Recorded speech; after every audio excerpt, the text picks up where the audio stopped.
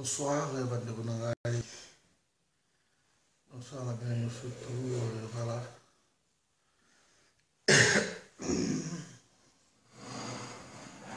On est ensemble.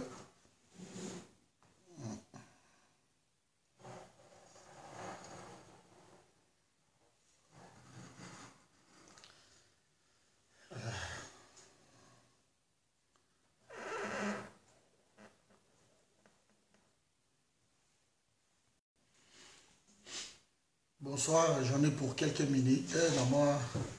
Moi, tant Oyo, tout dit, raconte la soirée au travail. On est en train de travailler. Je vous remercie déjà d'être là. Problème Ezali, après ce qui s'est passé hier, donc Boye Binomoko, Makaboeleki, on ne va pas vraiment revenir là-dessus, mais tango oyo batu bazana mobunga bozobunga ebele et puis pour la bino boza toujours dans les bons. Nous sommes face à un problème qu'il faut régler. Moi je crois que aujourd'hui on a bien, je crois, parce que moi je ne vais pas vraiment ma casse zaté. Ouais, bonsoir Gauthier, bonsoir Alain, donc bonsoir Vino. Et là on partageait tout sur la moins 10 secondes, d'accord. Parce que tout le de la ngaï sans téléphone. Déjà ainsi. Tout le de la ngaï, nasi. Tout le de la ngaï, contrat. Na raconte à moi tout ça, on a tout le costume qui est un solo mot, très bien compris. Et les clauses wana, il y a signé qui kuna na Genève.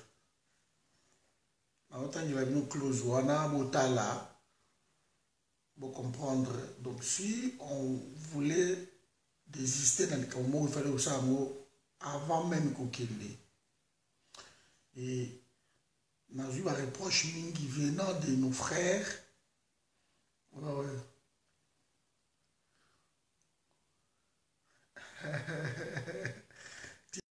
Contre Wana Oyebi, qui Timothée, on avait parlé tant on a aucun de Berlin.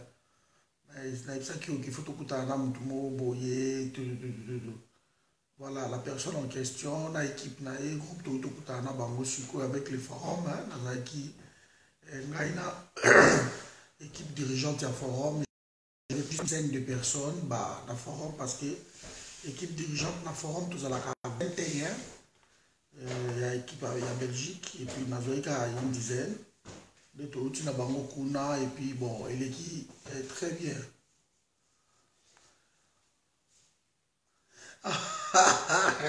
Nous exemple Thomas bien andima bonsoir na ngai fatu na no base na Thomas na ngai bandiko on est ensemble donc ben je crois que Yosa mutu na biso donc base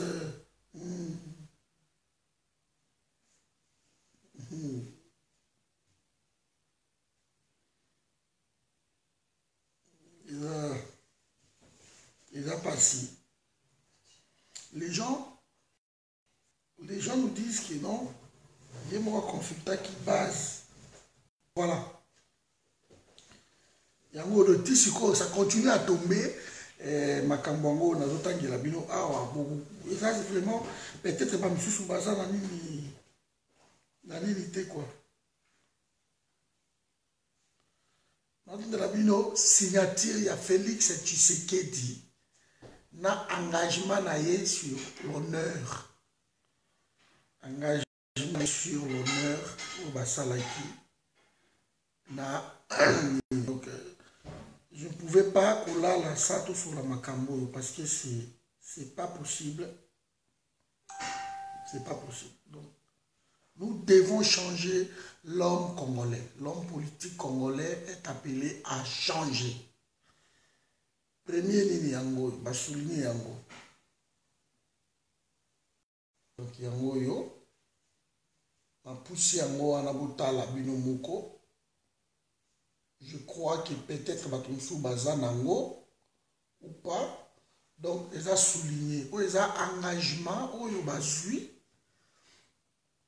avant basala bakor oyo parce que bakor na bango o bato bazolo ba makama ba base ils ont ba faux fouilla. Nandi lo même nani Denis Kambale ceux qui a INC voilà ce garçon c'est vraiment mawamingi na biloko INC.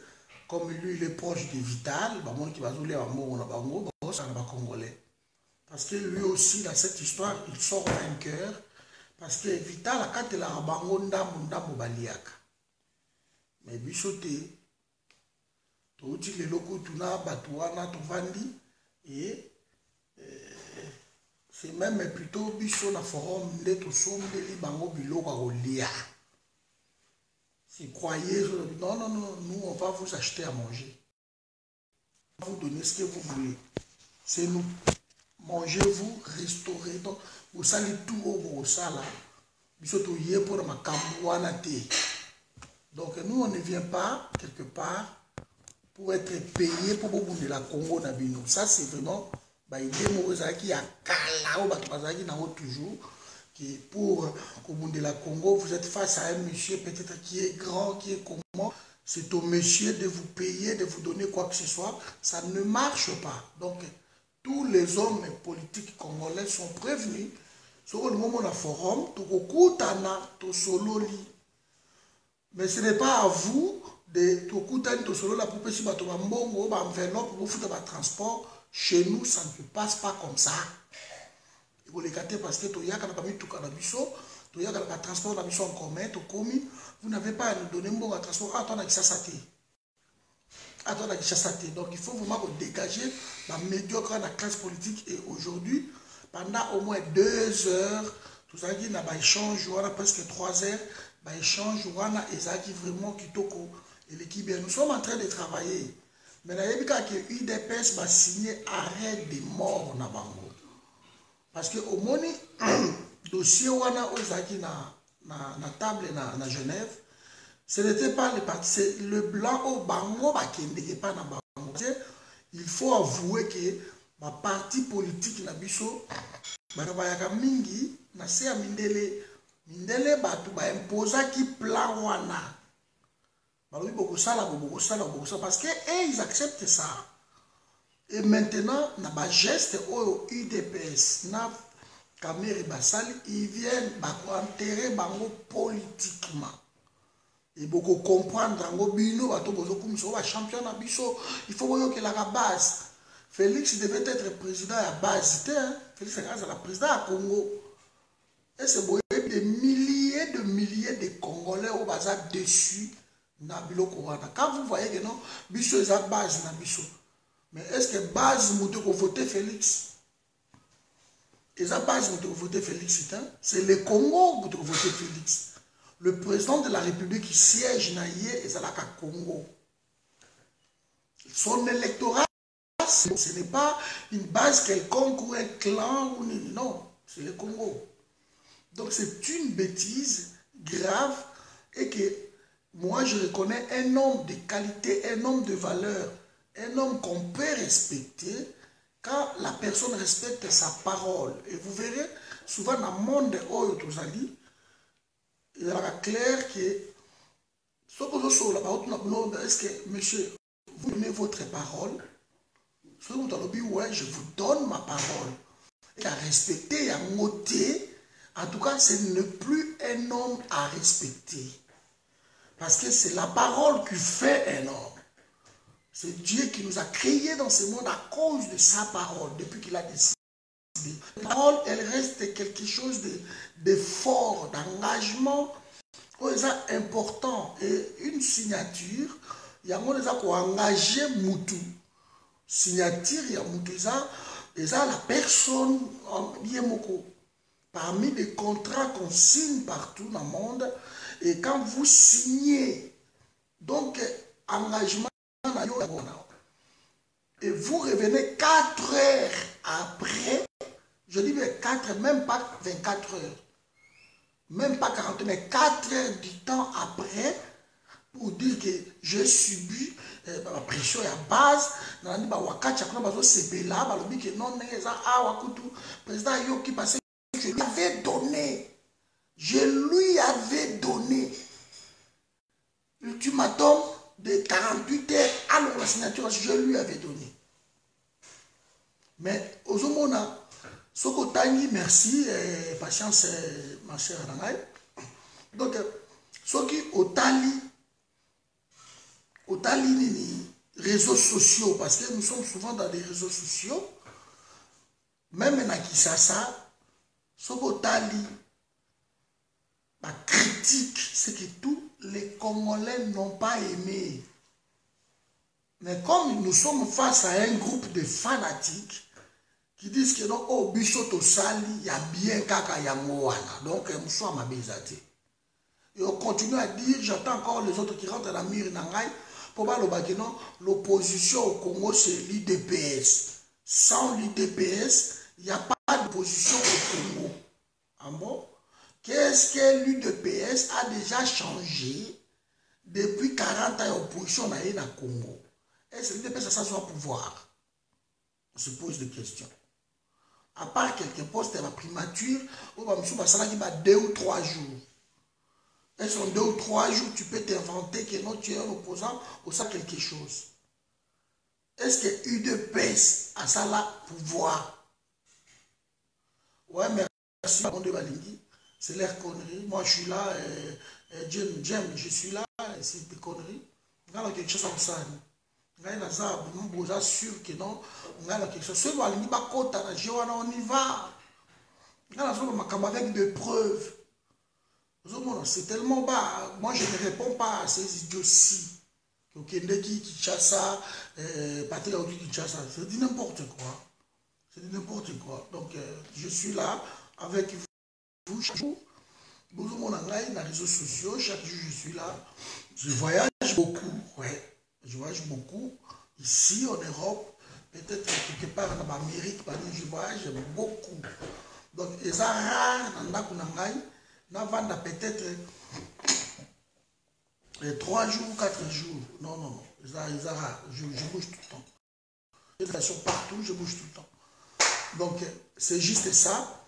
Pas de la modeste, hein, pas de son orgueil. Donc, voilà. Et puis, combattant à Facebook. Moi, je suis combattant de terrain, Jacques. Je descends sur le terrain. Quand je fais mon combat aussi sur le terrain. Mais je voulais juste te poser une question aussi, Nabino. Combat à Bino, il y a terrain, échanger déjà Nini. Qu'est-ce que vous avez changé? Il faut nous dire. Parce que quand on dit, nous combattons sur le terrain, bon, qui est en terrain. Merci. Mais vous qui êtes sur le terrain, vous avez changé quoi? Apparemment, Kabila est toujours là. Apparemment, au terrain que vous trouvez des solutions à glissement. Ce n'est pas nous ici, la photo. Nous sommes en train de subir ma bêtise, on va te voir dans le terrain. Quand vous décidez d'aller dans la centre interdiocésain pour prolonger Kabila, curieusement, vous avez demandé à la base pour prolonger Kabila. Vous lui avez donné 1 année. Est-ce que vous lui avez prolongé? Vous avez demandé à la base. La base vous a demandé de prolonger Kabila 1 année. Donc vous faites des choses quand ça vous chante, sans aucun respect pour le peuple congolais. Et vous dites que c'est la base, c'est des conneries. Donc voilà. Et c'est à cause de vous, parce que ça c'est aussi le débat d'aujourd'hui, c'est à cause de vous. Que bakonzi na bino wana bazo traiter bango bakonzi ya mabe à cause ya bino ba fanatique oyo. Bozo me bango mabe. Quand vous allez na banzalelo et pas ya bakonzi na bino. Bozo me bango mabe. Martin Fayoulou c'est quelqu'un de crédible, c'est quelqu'un de bien. Depuis lobby nazo défendre hier et pourtant moi je ne suis pas fayouliste mais nazo mona qui et ça eloko oyo bo décidaki ensemble. Fayoulou a kende kuna teka pour soutenir Félix hein? Ou bien soutenir Nani, non. Fayoulou est plus crédible que Bango tout wana bazali kuna. C'est Fayoulou l'homme du peuple, azaki crédible. Fayoulou azaki toujours dans ma camounio surtout à Okende, à Zoleka gauche droite et il faisait toujours ça. azo soutenir bango tout eloko ba Félix basali wana esa moni eloko bazaki na ona fayu non. Et on sort des prétextes à l'Okuta à Pamba. Fayoulou va continuer son bonhomme de chemin. De toute façon, Martin Fayoulou a un avenir dans la politique à Congo.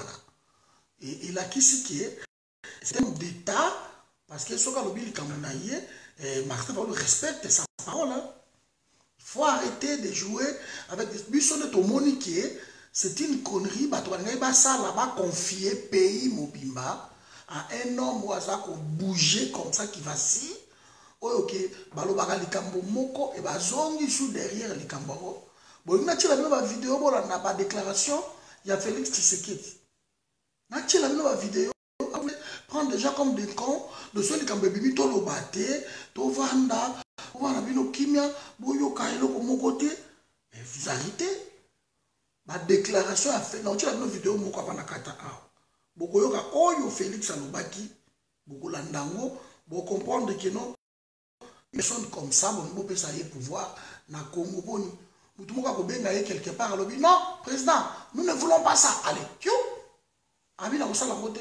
Nous avons dirigé le pays. Voilà, nous avons la bilan vite fait. Mais comme il boy. Oh, il y a un groupe na bango, oh, basala qui bakou. Titre lettre d'engagement. Lettre d'engagement. Il va rester comme on l'a encore juif noir, il y a solo. Il va rester comme ça. Parce que personne ne le soutiendra. Personne. Nous, on était parmi la Batou Oyo, il va bouger mon Makambu Awa, et personne ne le soutiendra. Personne. Donc, soutenir Yazate. Voilà. Donc, Awa Komiboy. Nathalie, ma question me fout. Je reviendrai, phrase, je crois que tu es là, je reviendrai après. Je m'engage, en outre, à ne pas trahir le peuple congolais. Le même discours, Toyoka qui a trahison aux Alatés, le 19 septembre. En violant les dispositions précises, si je ne respecte pas mes engagements, ça c'est les opposants qui parlent. Et c'est parce que les textes Oyo Mutumoko ba Yokaki. Ok, phrase, je reviens avec toi, c'est là mon phrase. C'est là mon papa d'Angaï. Débat scientifique, je reviens. Si je ne respecte pas mes engagements, je mettrai fin à ma carrière politique. Ma parole est là, Narabato. Moi, je prends un homme, la parole naïe. Comme Félix, Caméré, va respecter l'engagement de Bangote, va kundi bango politiquement. Et va kundi bango.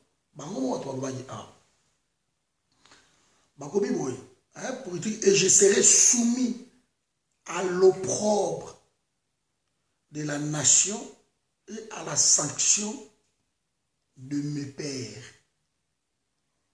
Sanction, vous comprendre après. Vous comprendre après. Donc, Oza, Vital, Caméré. Félix, ça sera qui pareil. Donc, Yangoyo, Oyoza, voilà. Oyoza, Félix Tshisekedi. Yayepe Yangoana. Oui, attends, frère, j'arrive. Yayepe Yangoana. Vous comprenez que Nana Yebi, avant Kokende, na engagement moko boye. UDPS, ils ont un grand parti. Normalement, ils ont un juriste. Ouais, les très rapidement. Ils ont un juriste. Une vidéo, Félix Yemoko Zoloba. Qui est base Moussala Nabino. Kaka. Kotia Batouka na kozala sima ya mutu boete na kolanda mutu boete to boyi ba pression na bino wana. C'est Félix qui parle, personne d'autre. Mais c'est le premier à céder la pression. Mais c'est lui qui parlait hein, devant tout le monde. Donc, heureusement, tout ça, à l'ère d'Internet, ma vidéo est allée. Phrase dans la ligne aujourd'hui, accord au passo liango. J'arrive, mon frère. Vous voyez? avant que soit engagement moko boy. Même dans l'église, le pasteur demande est-ce que Moutoumou va s'opposer, qui se taire jamais, papa, est-ce que moi si engagement, c'est bon. Mais tu es libre de dire que non, parce que personne ne peut nous dire que à soit qui connaissance cité, il y a Makambo Oyo. Gabriel Moki a créé un mouvement na bango.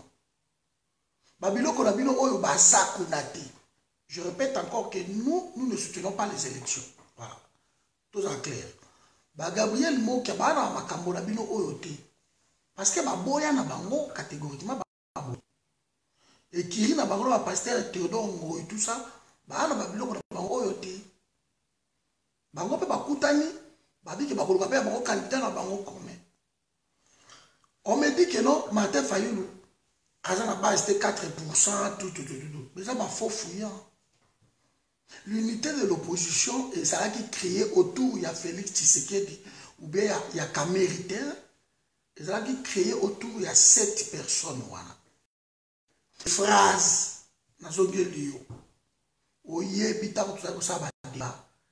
quand je disais aux gens que Botika Kofinga Baninga, combat ya UDPS et comment qui combat contre les autres opposants. On dirait, on voulait montrer dans mon monde que c'est nous le meilleur et ces opposants-là, on n'en a pas besoin. Vous critiquez Bemba terriblement. Vous critiquez Katumbi terriblement. Vous critiquez Kamere Oyo terriblement. Quand vous critiquez tout le monde, là, on ne peut pas insulter ou critiquer aujourd'hui ton allié de demain.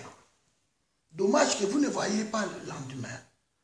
En fait, l'UDPS, Bino, ma phrase, vous tous quand vous êtes là, Bino, Boza, Batu, Oyo, Boza, l'électricité qui a avancé. On peut être radical, mais dans le bon sens. Que président, avant Kende Kuna, to vérifier, parce que vous avez un juriste. Vous vérifiez cadre au beau que vous signez, na ba juriste na bino ya mouvement, na ba réflexion, vous vérifiez le Peter, le tout ce monde, boye botali. Et tant que botali pour le bité président pour nous. Tout le monde qui est là oyo ko kendete, to négocier yango na avant ou to bongisa yango. C'est comme ça que ça se passe, où on prend un homme, il y a parole, c'est comme ça. Et tant que c'est par là, non, parce que tout ça d'accord. Bonsoir Bob. Tout ça d'accord. Alors, ce qui est aussi c'est que vous étudiez qui déjà va paramètres surtout. Et que ça la boye et que ça la boye. Dans le Bible, ce qui bossi boki. Mais ce qui bossi boki, et la sima, bosigné, pe bozongi lisusu. Bolobi que te. Mais est-ce que vous avez parti au ok? Bato bako tromper bino pourquoi?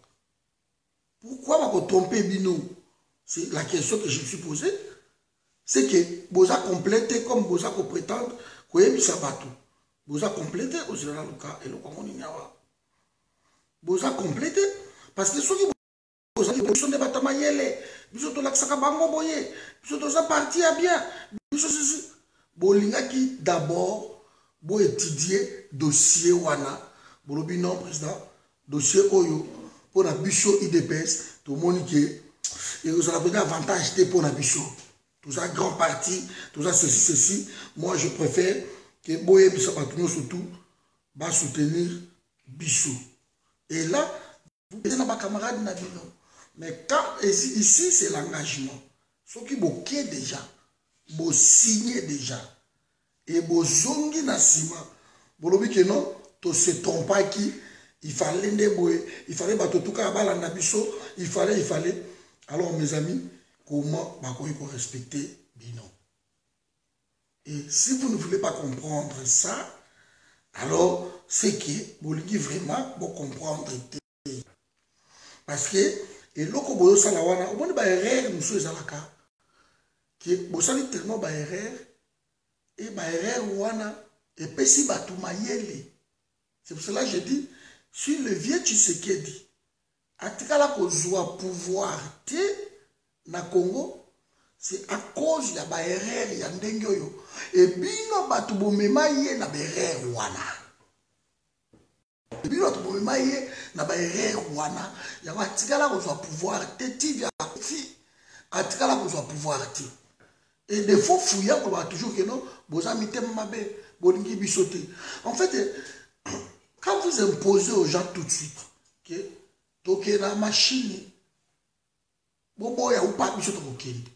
ce n'est pas comme ça que ça marche, ça ne passe pas politique. Dans la politique, vous avez des alliés en qui vous pouvez compter sur ces alliés en cas de problème. Il y en a le marqué, dans le pays, ça cours, il y a politique. C'est bon, y éviter. La politique, na orgueil, la politique est d'orgueil. Parce qu'on a besoin des alliés pour avancer les choses. On a toujours besoin le plus petit que soit pour avancer les choses. Mais quand vous partez déjà en terrain conquis, on dit que ceux qui bissotent, rien. La preuve, on est qu'en 40 ans, Botika n'a jamais cause au pouvoir. C'est à cause de ceux qui bissotaient rien. Alors, ceux qui bissotaient rien, mais pourquoi vous les experts, vous les champions, vous prenez parti en France, vous Yaya Congo, vous ceci, Botika n'a cause au pouvoir, pourquoi? Parce qu'en 40 ans, Botika n'a pas leader, n'a pas erreur.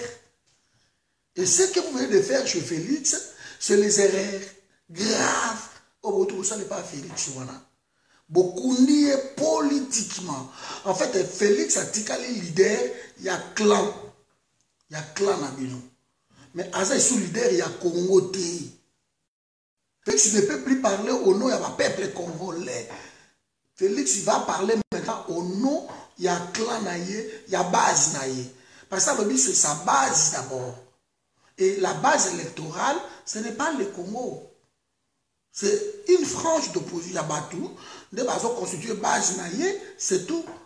Alors, comment lui, qui a écouté que sa base, a coquille Kozala, leader, surtout, et qui a lobby, donc vous venez de l'induire dans l'erreur. Après Martin Fayoulou, interviewé na Congo France et Félix Alobi qui non, nous allons aider Martin Fayoulou. C'est le meilleur candidat. Ça c'était ma parole, il y a Félix Nazan ma vidéo à la Gauchila, qui non, donc aider, c'est le meilleur candidat parmi Bissot. Je vais convaincre ma base électorale. Ça c'est ma parole. Et on a dit que ce n'est pas un homme de parole parce qu'il revient toujours dans quelques heures. Donc, il vacille. Il ne peut pas être un homme d'État. Le vieux Tshisekedi, lui, c'est... Je n'ai jamais vu ce vieux Tshisekedi vaciller. Je n'ai jamais vu le vieux Tshisekedi répondre à quelqu'un. Je n'ai jamais vu le vieux Tshisekedi avec la personnalité Moko. C'était incroyable. Incroyable. Vieux Tshisekedi. Mais bon, même il y a une erreur, voilà. Bon, tu es vieux Tshisekedi, na mitou na bino bo che que non, ta tout ça yo, so yo te mutu muso to. Et Tshisekedi ayo kibino. Ya wa kufa atkala besoin pouvoir te. Ici les mauvais troupes ne pas à conduire batu na bango na ba erreur. Les mauvais troupes, un chef, c'est celui qui sait prendre le risque. C'est celui qui peut dire non, nous allons autoquer, oui. Comment partir moko ka lokwa IDPS? Crois que non, dans la salle qui a débat, dans la lobby na débat, qu'il manquait d'arguments tellement. Argument d'ailleurs quand on a une élection, donc au monde qui va sortir. Donc voilà. Et on croit à lobby donc pour Nayeko, ce qui fait l'excité, alors biso donc il y a l'élection, ou à Kobi Makuna, ce qui alors on soutiendra Chadari. Mais le col à l'opposition, ce n'est pas Félix, alors on s'en fout. Donc on s'en fout, hein. Martin Fayoul a pouvoir, ni Bemba, ni Katoumi, ni qui que ce soit. Ce sont vos alliés seulement quand ça vous chante. Ce sont vos alliés seulement quand vous allez que bailler à Ndegeni. Nous avons tous l'émission, on a consulté base dans la réunion, on a consulté Bango. Voilà. Donc maintenant, tout est comme il passe. Au moins, ça devient maintenant ridicule. Félix Tshisekedi a perdu. Beaucoup nié politiquement. Mais le corps a besoin de s'inquiéter parce que le fanatisme rentre. Boye Bakie, beaucoup nié Félix Tshisekedi politiquement. Ce n'est plus un homme d'État. Ce n'est plus un homme qu'on va considérer. Parce que la fondation, on va confier à Nanywana. Et ça, la fondation, il y a Minene na Mokili. Et ne croyez pas que ba Minele Oyo, bon ça la tour gauche droite, bon que le coup na bango, ba ONG, ba edebino, bon les décideurs comme disait quelqu'un, bango ne ba to ba organiser qui ma solo wana ya lobby. Mindelo bo ke na ko kuta na bango, anda na kisasa te. Gauche droite, ouais. Mindele a monde bango wana. Oh, ok, toujours ici. Ok. Et depuis tout ce temps-là, Mindel va se faire le banc, ok, non. L'UDPS va pouvoir parce que, ça va écrire, donc, tu éviter, c'est quoi le. Et vous venez encore de lui démontrer, mais dommage, parce que c'est ce qu'il dit, n'a début n'a à carrière politique, parce qu'il vient de. Donc, mort certaine, Bobomi Félix.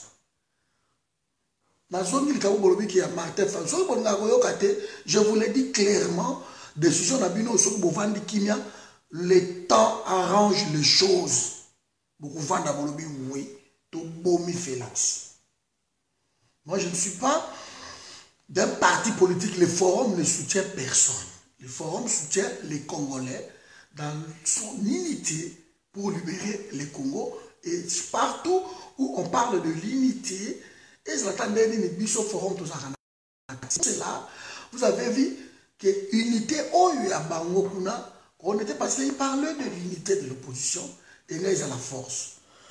Il faut fouiller encore. Oh, Martin Fayoulou, alors la base, il a pris 4% dans le sondage. Tant que vous avez ensemble, donc, bino tout, comme une base, moko. Ce n'est plus la base de Martin. Je profite de répondre à la vidéo. Denis Kabal, ce qu'il y a UNC. Des conneries que vous avez dit. Que tu as Martin Fayoulou, parce que base, c'est ça, il faut que la Félix, le Vital Kamere, des conneries. Denis Kambal, sur Denis Kambal. Tant que poni Matungulu, Bobi Freddy, na katia wana consensus autosali, to voter biso to poni yo. Automatiquement, la base électorale Nabino est commis derrière cet homme. Il ne faut pas prendre les gens comme des cons.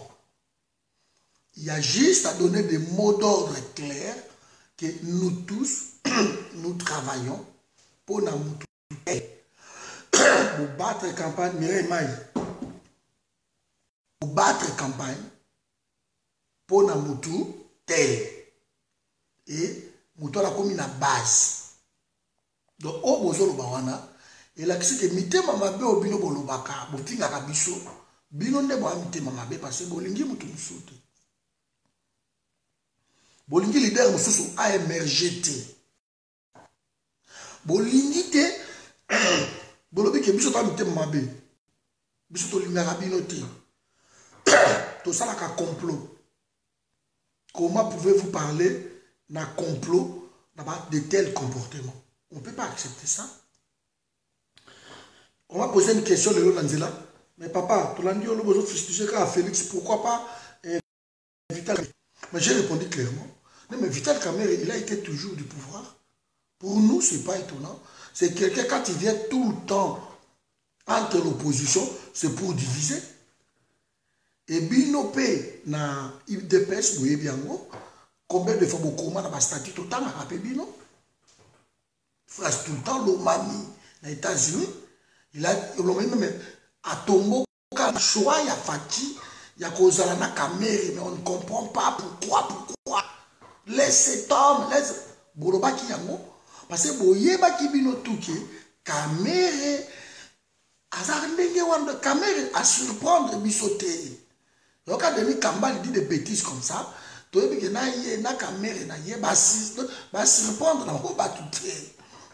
Bango ba yaka l'opposition pour na comme ça va Kaboula l'opposition la Kabylie reste fort et bango va zolia na bango donc à réussir que soit Félix a un esprit faible dans Kamerhe à réussir que soit Félix a un esprit faible le coup là on va négocier primature mais vous pouvez négocier primature dans Martin Fayoulou.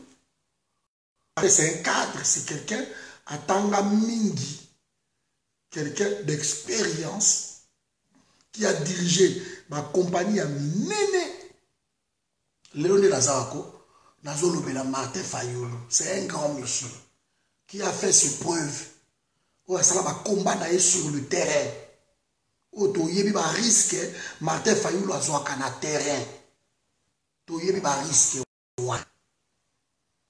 Donc, Félix, au salaire, mon côté en 52 ans, tu n'as pas travaillé, tu n'as pas au coup du parti, au hérité, en gros, mais Kabila va pessier, mais Omar Bongo va pessier, bon, on va perdre la bicho, tu pessier.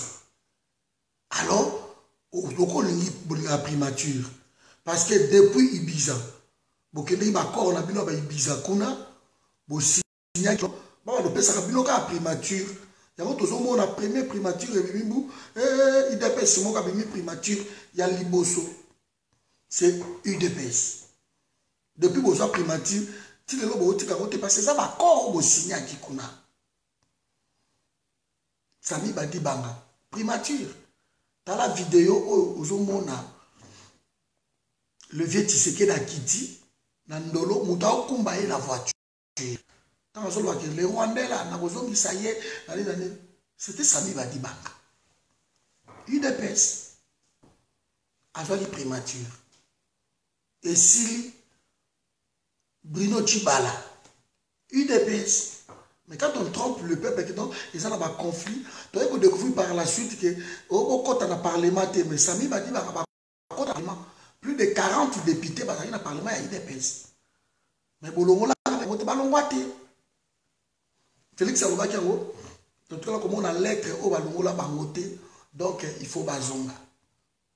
Balonga ki na bangoté, le bakende ki ko remplir rôle na bango ya bino au bondima ki kuna. Et Tchibala pareil. Donc, tous à face ya parti où il y a un traître qui ne fait que trahir. Oh, ils ont beau tisakaka, ba traître par rapport au peuple congolais. Et puis, nous avons des jeunes qui sont au lieu de changer. C'est pour cela que je venais de dire ce soir, c'est une aberration de voir qu'un parti politique est ensemble et à Batoubo Sangani pour avoir une idée commune pour le pays. Mais ceux qui parti politique comme Kosangana autour d'une personne, même si, on a figé, on a figé, on a pancarte, on a bino. Boche Tshisekedi na sakufa na ye, Boche Félix, Boche Moutou a candidat. Ça montre déjà que ça parti à Moutou. Et ça a biso tout. Et ça parti à Moutou. Ce que parti à Bino. Et ça bouge pas. Donc vous voyez. Donc et ça, biloko toujours la laqué. Boche na mitou na Bino, que peuple Mokimasa il a Bino complot. Ça c'est une bêtise. Dans un tel comportement, vous n'avez aucune idée combien vous avez déçu le peuple congolais. Combien vous avez déçu. Vous imitez combien le peuple a dit qu'on croire même dans moi imiter Oyo. Semblant d'unité. Parce que tant que vous critiquez le Parlement tellement, dans le Parlement, vous découvrez que, oh, mais Félix, c'est un député, allez à Gambo dans le Parlement. Ah bon? Le pouvoir illégitime. Tu occupes Bangote. Mais moi, quand tu as 13 000, quand tu as après, tu vas découvrir que non. CRP, il y a Tata Moshi na EP. On s'appelle le Parlement. Ce qui est député à Kabea Kamwanga. Allez à la paix à EP Mbokonaï. Donc, le discours, ils ont cocanate na ba acte. Et c'est depuis toujours, il y a un acte où ils ont mis awa na Genève. Ça, c'est UDPS. C'est comme ça. Alors, tout de suite, comme 2 heures après, il va changer. Mais comment bino ba jeune au bokoli awa, vous pouvez donner confiance na batu ya mutindo oyo. Ce qui est ça, tribalisme te na côté na bino. Parce que bolobi, quoi qu'il arrive, on soutiendra la personne. Mais ça suicide mot collectif, beaucoup fit politiquement. Mais ce qui bolobi boye ba kolo yoya. Na 5 ans, na poser candidature comme élection présidentielle, je suis capable. Donc, il dépêche beaucoup. Vous aurez ce pouvoir parce que Bishop est Zoya, Timothée Bazoya, Batamine Ange Bazoya. Dans 5 ans, Bishop est au mûrir. Tout ça, on doit apprendre.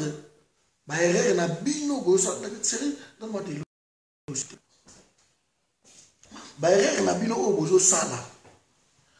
Yango ne moto kolisa biso. Pour te comprendre que mutu moko to bandaka ko kanisaka ye boye ne et ça là qui azaki na ye homme d'état te. C'était un aventurier. Azaki mutu oyo abana na ye ko teka pays. C'est ça. Le peuple a perdre confiance dans la bêtise ya ba genre oyo. Boké bokomi, bo signé oui, bo signé oui. Quelqu'un nous dit que non. Oh, mais pourquoi pas votre langue par téléphone? On trouve un débat très bas. Même un gars de Nazar. On va raconter mingi tout ça. Parce que, bisous, on a pas publié. On va raconter mingi tout ça. Là, on a battu. Tu publies avec tout le téléphone. Tout le téléphone. Tu dis vraiment que votre téléphone, ma photo, on n'a pas besoin de publier des photos. On a pour parler. Ça a été toujours comme ça. Nous faites la politique. Donc, mes amis, beaucoup d'amis, et IDPS, c'est pensé déjà après mon ravière, beaucoup mis 5 IDPS. Reste à savoir, il y a bien les OAP. Je crois peut-être, il y a Valentin Mouba qui est des IDPS. On a invité lui. Tu peux croire, dans mon espoir, il y a IDPS qui est bouger, qui n'est pas Valentin Mouba. Là-bas, vous allez vous retrouver dans moi, ma valeur où ils allaient. Bokende et pas il y a Valentin Moubaki. Mais ce qui. Il faut un verre. Ce qui. Na Valentin Moubaki. Boké kuna beaucoup se retrouver. Parce que Boké Pachibala, a comment on a une primature. Motazalaki Mbiaka, bakoum koyi baye $500 000 en andako. C'est qu'à ça, na combien tu vas? Kabila Zanzambe na yango ake ko soutenir Shadari. IDPS pe wana ake ko prologer le Shadari. Alors bi non so itoke biso tout ensemble Martin Faoula koleka Shadari a koleka te. Shadari a l'équité. Biso ce que to sandeli parce que biso to za parti oyo ba créer biso awa kaka poto ambuya ka opposition. Donc pour nous l'opposition ne peut pas exister na Congo. Ce opposition est comme forte. Il faut tout penser. Mais on a un meilleur allié, c'est Kameri. Kameri Robini dit. Bon, tout le monde qui est au monde, tout quoi au Kunda Mapam. Allez, tout penser. Quand les autres roulent carrosse et ils défendent la base, c'est étonnant. Parce qu'on a besoin de quitter la jeep, banda, bloc, bassin, tout le temps, poto, voyage, banda, bazali, banda. Et bon, ils ont besoin de défendre le peuple, donc, au moment où ils aussi même pas. L'opposition ne fait pas ça. L'opposition est devenue plus riche même que les gens du pouvoir. Il y a un mot, si même les bateaux qui nous défendent, là comme un député, là comme un ministre. Parce que l'opposition est censée représenter un peu cette misère du peuple. Okay? Mais quand l'opposition de Kabound, il arrive tout de suite à ce moment, les gens se posent des questions. Vous avez un salaire été, et l'autre, mais qu'est-ce que vous faites pour acheter des maisons comme ça? Qu'est-ce que vous faites pour rouler carotte? Qu'est-ce que vous faites? Parce que peut-être diamant Kumbelo, qui est bolokotaka diamant, mais non, vous voyez ma bêtise, donc, les amis, là, je raconte mon maman, moi, je t'avais parlé, Naouti Nangai, Naye, Naïti Bilokaki, Naïa Tangi Labino, Masolo, au moins, Natangi Awa, qui l'UDPS, Bakundami, et Panzani, Bandalelo, Félix a dévisé pouvoir Naye. Il devient un leader, il y a clan, un leader, il y a ghetto. C'est fini. Félix Tshisekedi Ngazawana, c'est terminé. Donc, Moutou côté, à cause de non, Félix Tshisekedi, on va soutenir, on va faire élection, mais non, ça la popularité. Personne n'a le monopole, il y a peuple. Un peuple affamé, personne n'a ce monopole. Tant que le peuple a monique, non, il y a Bouzoba. Tant que vous avez une vidéo à base, oh, Bisson, tout ça, on décider de sans Bisson. C'est bien. Mais tu dois peut-être un micro-baladeur, tant que ça va peut-être un akini, pour l'image, combien de combien peut critiquer, c'est pas possible. Tout le monde va se comprendre quand il dépêche ça, ce bateau, il va qu'il est droite, il y a qu'il est à gauche. Et ça, c'est la preuve que non, c'est un parti créé de toutes pièces pour embrouiller l'opposition. Il y a on a besoin de pouvoir être. On peut s'appeler que ce pouvoir au travail était, mais ça va incompétent, parce qu'on a besoin de pouvoir être. Pouvoir na bango et où t'as la bango, baza kolia, que non, biso opposition et coexister dans le Congo. Opposition existait surtout ça donc les accords na bango et voilà cop bango yango wana ils ont continué mon ani lobby parce que ayebi que à cause na ye pouvoir te. Le local à cause na ye pouvoir te. Il préfère que non, Chadaria, les Canaïens, que alors c'est une trahison. Oui, tout le monde. Mais beaucoup dit Martin Fayoulou. Martin a toujours soutenu Félix. Martin a été toujours là, la compte à Félix. Donc Martin Fayoulou Kobangate, Basali de Basala Diomindongala. Basali de Basali Bachekoko Bamuyambo. Bako kipe yote. Tango yo sapo na bango, posa na bango bien, okeleke na bango bien, bango bako quitter yo te. Bako quitter yo te.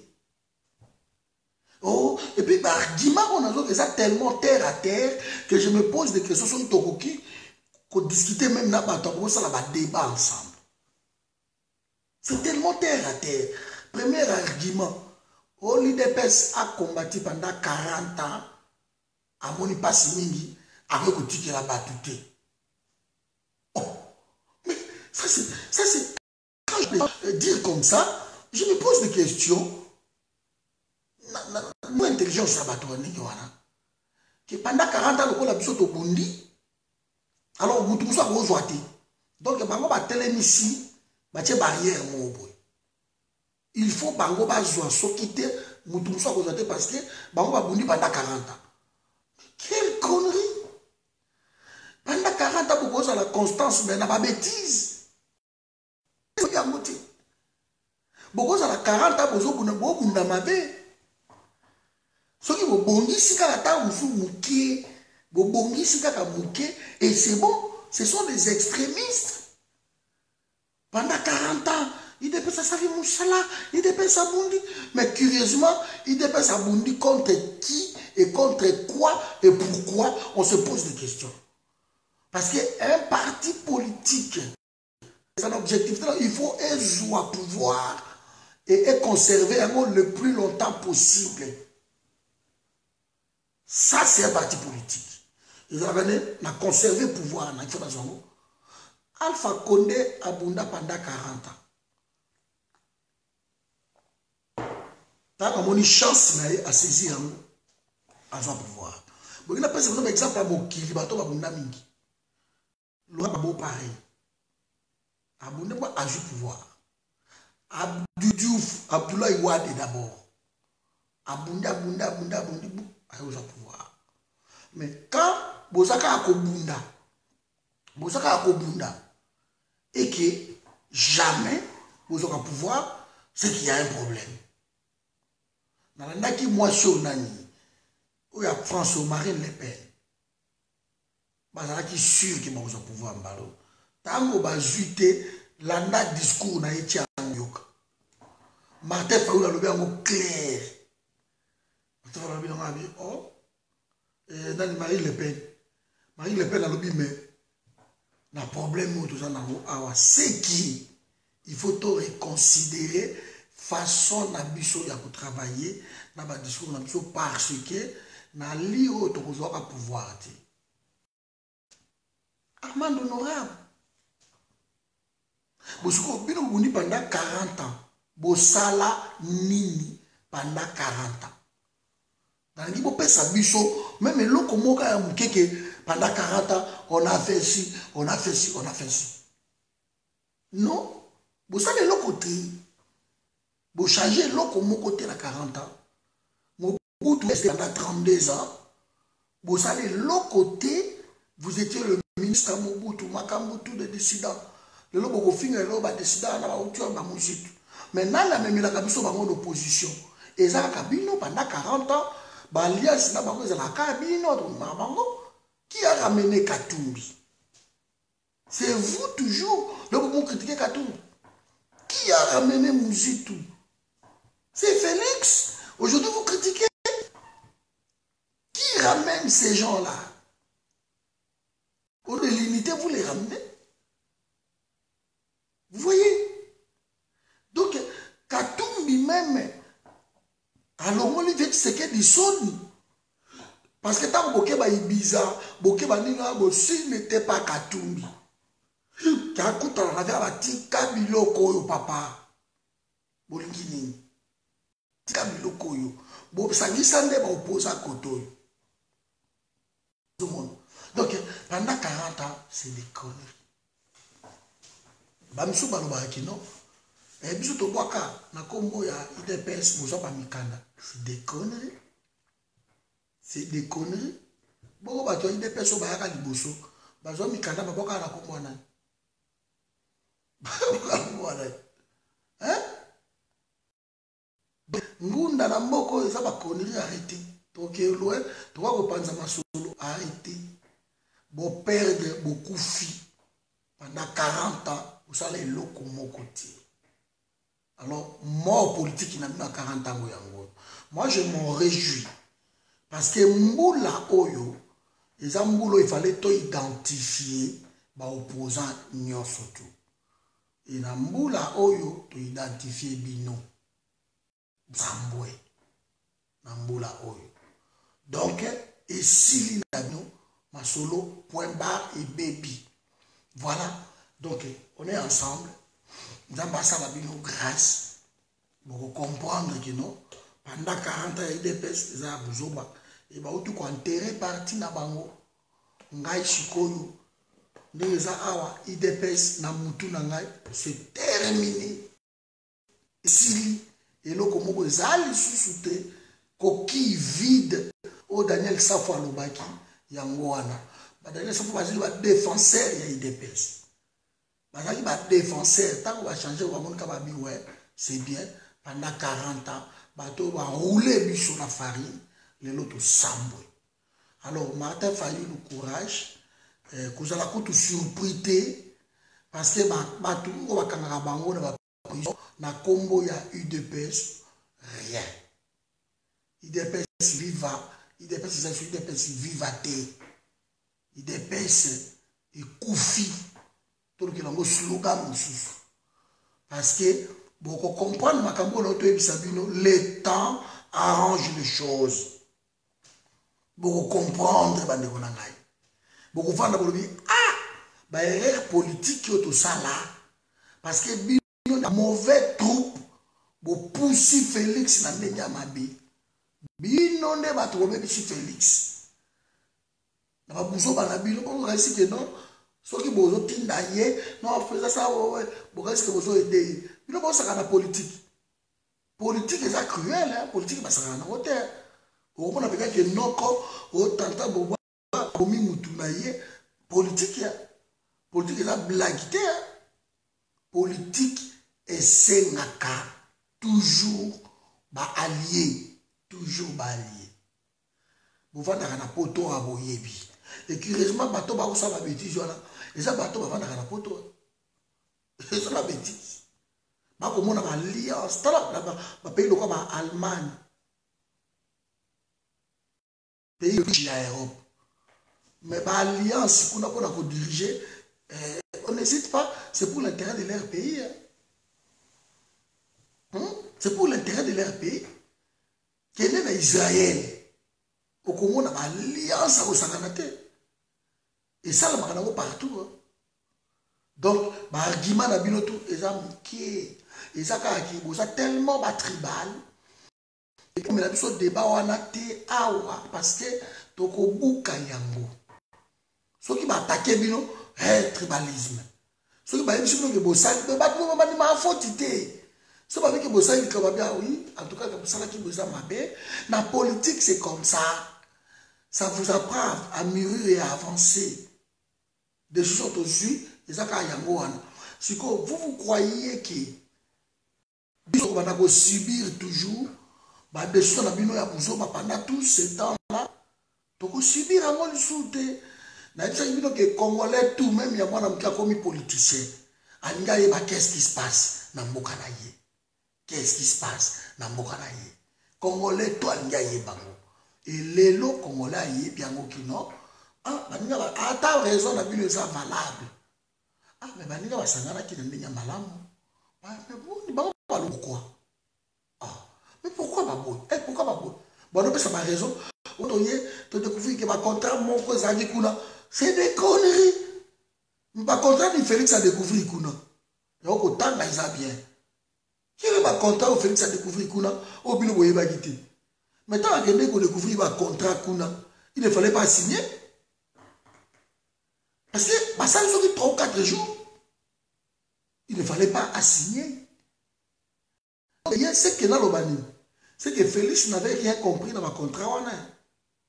Donc, ma PC, quand et l'équipe à grande ligne a signé. C'est ça.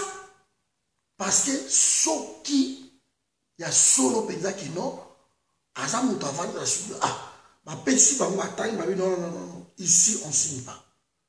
Et ils avaient le temps de changer. De dire que non, tout modifier, on reproche dans la Kabylie qui va respecter la texte, ma préalable, ça va respecter la texte. Biso mon copé, toujours respecter l'autre côté.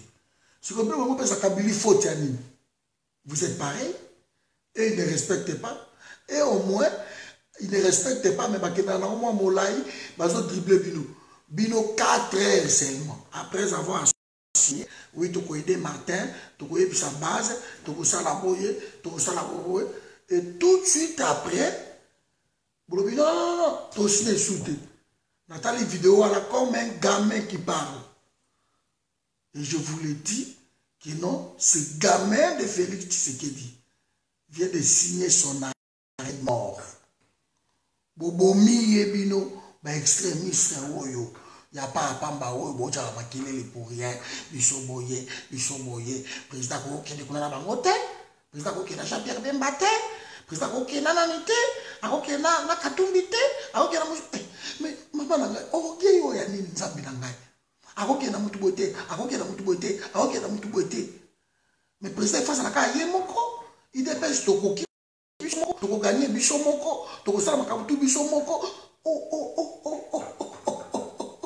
Na Congo alelo, bo sala makabutu biso moko, biso maboko pembe, biso to simelo côté, des conneries comme ça. Et vous croyez que vous gagnez combat? Des conneries comme ça? Ah là là, botika biloko wana. Donc on est ensemble. On est ensemble. Bon, on attend un commentaire na bino. Ah, mon droit lui là qui m'a quitté qui côté à est. C'est des bêtises, bon, sur la quitté est, où est le problème? C'est le Congo. Sur la quitté Kinshasa, où est le problème? Il est se quittera tout le temps. Félix, il est tout le temps dans le Congo, dans Kinshasa, il n'est pas inquiété. Où est le problème? Au moins, il est besoin d'un secteur. Donc, il y a des Lubumbashi. Où est le problème? Te maman Anastasie tika bango. Balobi ke na kende ki Sasa, na kende ki Est la République. Mais où est le problème? Et c'est ngana na problème na Est la République. Et c'est ngana na problème na Kisasa. D'accord. Où est le problème? Aujourd'hui, qui me dit na boketu des conneries. Allez, na on note voilà. Où est le problème? Vous voyez pas de quoi. Donc, combat, il y a Bouzoba, il y a Mayelete, il y a calomnie, il y a Kofinga, il y a tribalisme, il y a nini. Ça, c'est le dépêche. Félix Nabino a corrompu. Félix Nabino a quitté Museveni. Il y a un mot Museveni, il y a qui est dengue à lobby. Zélo, on a eu primature na yo. Tika Makambouana, présidence Tokopé Sayoti. A mouillé opposition. Là, ça a affaire. Quelqu'un m'a dit encore que non. Quelqu'un m'a dit à l'hôpital, ah, mais papa, Félix a dit que $1 ou à 5 bateaux. On a moyen sur le sango, ils ont été. Il y a bloqué pour la bloquer sango fayoulou. Pour que tu aies tout naïe, mais moi, récolter pour la campagne. Il faut payer sango fayoulou. Pour fayoulou, il y a un candidat comme il y a bloqué, on a bloqué la route. Moi, na mai, a ça va faire naïe. Aïe, puis quand on a président na Congo, il y a un soldat naïe, bambon. Enterré, vivant. C'est fini ce monsieur. A comme leader, il y a clan. Leader, il y a clan. Leader, et puis il y a pas tout parce que dans le forum, tous les gens ont louba plein. Maman Clémentine salarié, maman a besoin de forum. Moulouba, papa n'a pas parmi mes cofondateurs, il y a eu des pensions. Au père, il y a eu Bima. Et maman Moulouba, donc, ce qu'on va y avoir sur le sentier qui non, attendez la peine, il y a pays, des bateaux à souffrir. Maman a besoin de Béa, Balouba, maman j'ai tout, maman Bantouana, Balouba, il y a eu des pensions. Na forum, na Tony, na Bango, sur 517 membres qui ont dirigé le bureau, il y a un forum où ils ont Europa. Balouba, c'est belé, par cause de la table à 120 Balouba. C'est 517 membres qui ont dirigé. Même dans le bureau, dans le forum, je suis entouré par Balouba et Belé. Il y a avec non, Bisso, il dépêche sa femme, parti à escroc. Bisso de Rosa Kunate, papa, Bisso de Luka, libération de Congo. Et Lélo, Félix, il ne faut plus qu'il parle au nom du peuple congolais parce que tu vas lyncher médiatiquement. Il devait maintenant parler au nom de sa base parce qu'il a commis des gens qui ont clan surtout. C'est déjà un peuple congolais. Base naïe, ils ont l'Équateur, donc l'Équateur va voter. Base naïe, ils ont na Katanga, Katanga va voter. Félix a kende et pas naïe kuna na Mbujimai va voter parce que base naïe yango wana ne bolobi base na Kinshasa boza mukie to va voter binoté. Pour comprendre que l'unité n'est ça la force ya Kinshasa. Na Kinshasa za mboka ba Congo. Je vais rentrer les locaux wana. Les mboka ba Congo. Et mboka ya ba Congo Kinshasa et ba Martin Fayulu, ba Matungulu, ba koyoka pende kona bango. Kuna 0 point. Donc, beaucoup bawewa o bauti Chicago Mansamba, bawewa o bayakiwana, c'est bon. Et s'il c'est terminé, vous êtes enterré. Voilà, merci Juif Noir lobby et Palou, mais Palou est Zakana Kabila. Palou pour voter Tshisekedi. Palou pour voter DPST, Palou pour voter Chadari. Palou a été toujours dans Kabila, c'est tout. Donc, ce qu'on a vu dans le canal, Palou, et il y a la surprise, ce qui Palou a boya qui Kabila. Là, tu vas être le. Mais Palou a toujours dans Kabila. Palou a confirmé attachement à Kabila. Où est le problème? Et ça, pour nous, c'est un problème à Palou. Mais bon, amouiller peuple congolais mingi. Au Komona, kaka balou, vrai balou, bako. Vous allez voir. Parce que souffrance peut être côté la paix bango kuna. Souffrance peut côté le balouba parce que tout Congolais nous sommes souffrir. Et ça tout va souffrir. Donc souffrance est côté la paix kuna. Bango mo peut pas côté le babi mais les Camerounais. Quand on dit que nous voulons défendre l'état des droits, alors l'état des droits d'abord on respecte ces textes.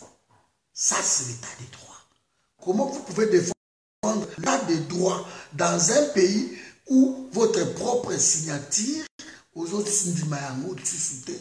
alors, il faut défendre l'état des droits comment? Parce que toi-même, tu ne respectes rien. De votre discours, face à face, vous n'avez broyé dans discours. Nous voulons respecter, nous voulons instaurer l'état des droits. On ne peut pas instaurer l'état des droits. Sauf qui vous respecter ma parole n'a pas. Si vous ne respectez rien, alors comment vous voulez nous faire croire que vous respectez l'état des droits? Comment? J'aimerais que vous nous expliquiez ça.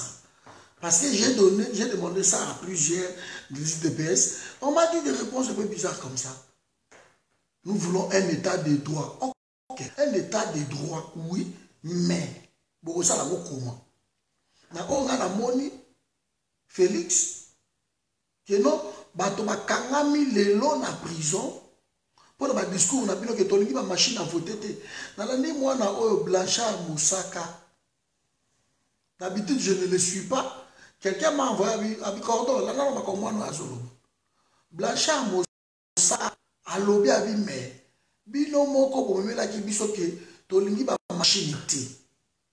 Le lobby no moko lui sous bolobi, tu as une élection avec ma machine. On a vu Blanchard Moussaka. Ce qui est musicien pour de parole, il y a Abisco de quoi, banane. Vous savez, vous tirez, bino, mon bolobi, ton lingi va machinité, machine tricherie, ma fiche ton lingi, bino, mon bolobi, que non, ton kende na yango, ce que ton loka nan. Depuis toujours, c'est ça. Mais ça y est, ton lingi, état de droit. Ton lingi, transition sans Kabila. Quand bino, mon bolobi, transition sans Kabila.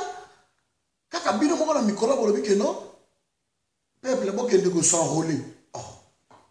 Mais bolobi que transition sans Kabila. Peuple bokende ko s'enrôler. Mais c'est trop tard. C'est que peuple la communauté est tellement cohérente. Il va donc ko s'enrôler ou tout c'est la transition sans Kabila. Non. Il dépend ça comme il y a le peuple congolais. Boye si peuple congolais une chose. Bolobi mais peuple congolais ndengeza awa le 19 tout le monde article 64 Kabila fakende na moi on a kaka de ça bongama az l'article 64 auto bana négociation vous bani sur négociation na Kabila nini est-ce que bino moko to créer état de droit vous respectez nos côtés président a commis fin mandat. La constitution qui autorise qui nous demande ok. Mais bien on peut de négocier na il y a pas pousser. Mais ben rien on a voulu comprendre notre probité non ça guerre ti. On a la thème pour comprendre parce que bon ni maquiller sur par na Congo des conneries. Le prix de la liberté passe par le sang. Le prix de la liberté malheureusement. Parce que depuis qu'on empêche que Makile Sopana na Congo, Kabila a arrêté. Makile Sopana toujours na niveau sakanate. Bakamana sa posale mikam. Après vous projet Kabila. Ya okamona sa posale mi. C'est ça. Parce que ce qui vous projet Kabila te, kamona sa posale salamati. Donc bozo yo kana, boke ka ko projet Kabila, boke ko projet Kabila. Bouzoba, Quelqu'un me dit, oh Jean-Pierre Bemba, Jean-Pierre Bemba, ça dit, dans la prison, tant que il dit ça, il n'était pas là. Je ne le défends pas, je ne le soutiens pas. Le forum ne soutient pas MLC. Tout ça, libre, nous sommes libres dans nos pensées, nous voulons créer un peuple. To changer ma mentalité na bino ya banja lelo ya ko betela ka bato maboko toujours biso betela bato maboko te to tuna ka d'abord pourquoi betela maboko mais so ko betela bino sikonde so betela maboko bo beti après bo tuni par la suite nous on demande d'abord avant pourquoi to betela maboko c'est ça voilà peuple congolais donc tout ça awa na tiki bino awa parce na outi réunion moko ya kitoko et na zone na ngai na ye il fallait na la partie na tangi ba biloko batindi oyo ba vidéo batindi oyo et na moni que en fait tout le monde na erreur moko ya osakana te on croit que non mutu ngako na mané moko ko kende na na ko balabi mais en tout cas Félix na moni à sa forger. Maintenant, la monnaie, elle a quand même posé. Maintenant, la monnaie, elle a quand même nini. Oh, mais il y a qu'au cas, moi. Il y a comment on a dit, donc, dis pas mon yo. Oh, Kassimi, ou t'as solo maintenant, base, Christian, ou ça, quoi, non, je peux rien faire. Ma base, mais avant qu'on kende kuna, tu n'as qui base. Bon, consulta qui était avant, Mawami na bi. Na tiki bino awa la bien. Mais bande ko tu y a des pèses pour ba kito surtout ba congolais. Moi je vous aime beaucoup. Je n'ai pas de problème avec vous. Hein. Je vous aime beaucoup. Tout ça la problème na binoté. Na ça la problème y a ba fanatique. Bande ko nanga baluba. Bo comprendre bino moko ke mouvement ni zobe bisabino. Ainsi, bandeko ya Est, dans la vidéo contre Kameri, dans le Makambo, on a répété.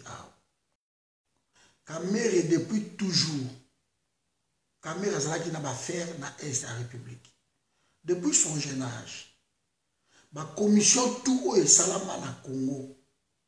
Pour la Makambo ya Est de la République, Kameri a toujours wana. Soki bolingi boye ba mutu oyo ambuya kabino. Isa Kameri. Ce qui bino boza ko offrir Kameri base na bino électoral, boye ba ki malheur na bino ezalaka Kameri. Parce qu'il est tout le temps avec les bourreaux ou azo sili sabino ou azo boma bino. C'est Kameri. Ce qui boye ba na ba commission nyonso tout oyo salama na Congo oyo za kotala Est de la République c'est Vital Kameri